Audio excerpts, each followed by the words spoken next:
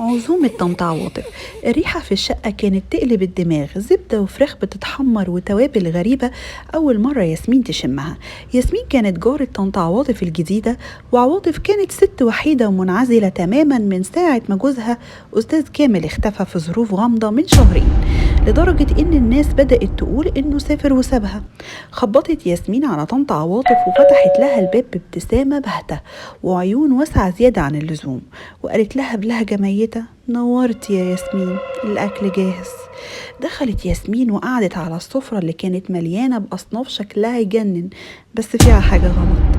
الفراخ المحشية فرخة كبيرة ومحمرة وشكلها مغري، بس كانت بتتحرك حركة خفيفة كل ما ياسمين تقرب منها، كأن لسه جواها الروح.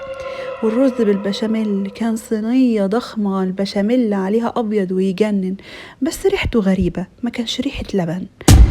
والفراخ الناجتس كان طبق مليان قطع ناجتس ومحطوط على الرز بالبشاميل بشكل متساوي بالمسطرة، ولونه ذهبي وغامق بزيادة.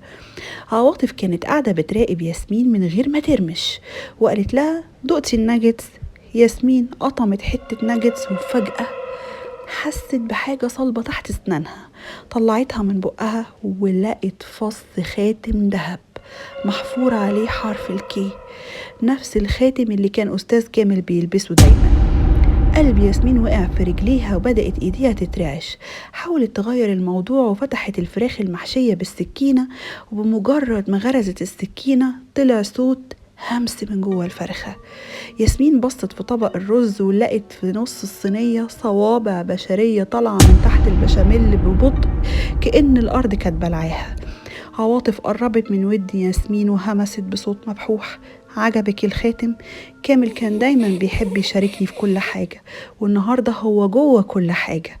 الأكل ده مش فراخ يا ياسمين، ده كامل المحشي رز، وبكرة هنحتاج نعمل صينية جديدة، وانتي شكلك نفسك حلو في الأكل.